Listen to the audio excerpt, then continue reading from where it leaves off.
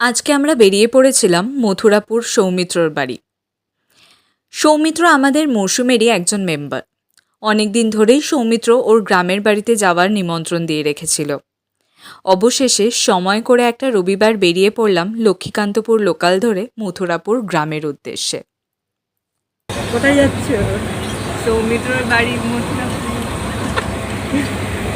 শহর থেকে গ্রামের এই জার্নিটা ছিল অসাধারণ, আর তার থেকে অসাধারণ ছিল সৌমিত্রর বাড়ি।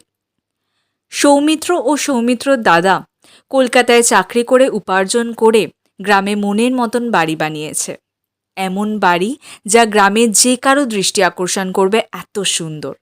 বাবা মা আমাদের মানুষ করে তাদের আদর ভালোবাসা সারা জীবনের উপার্জন দিয়ে। এরপর ছেলেমেয়েরা বড় হয়ে যদি তাদের জীবনে কিছু সুখ এনে দিতে পারে, তবে একটি সন্তানের জীবনে এর থেকে বড় সাফল্য আর কিছু হয় না। এই হলো সৌমিত্রর বাড়ি। সৌমিত্র বাড়ি ঢুকেই কোমর বেঁধে নেমে পড়েছে মাকে হেল্প করতে। কাকিমার মুখেও আনন্দের হাসি।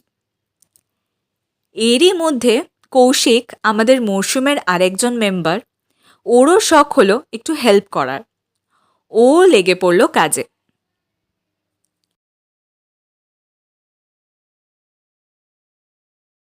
আর আমাকে তো সৌমিত্র বলেই রেখেছিল ওর সাথে চিকেন রান্নাতে হেল্প করতে, তাই বসে পড়লাম কাজে। আলাদাই আনন্দ, যা মুখে প্রকাশ করা অসম্ভব। এই স্মৃতিগুলোই থেকে যাবে সারা জীবন। শহরের ব্যস্ত জীবনের গ্যাড়াকলে পড়ে সব মানুষের মুখের হাসি, আতিথেয়তা সব কেমন যেন ফিকে হয়ে গেছে। গ্রামের দূষণমুক্ত আকাশ, সবুজ ক্ষেত, ফাঁকা মাঠ, সরল মনের মানুষ সব যেন জাগিয়ে তোলে মনের মধ্যে লুকিয়ে থাকা সেই ছোটবেলার আমিকে। আজ এই মথুরাপুর থেকে অনেক কিছু নিয়ে ফিরছি বাড়িতে।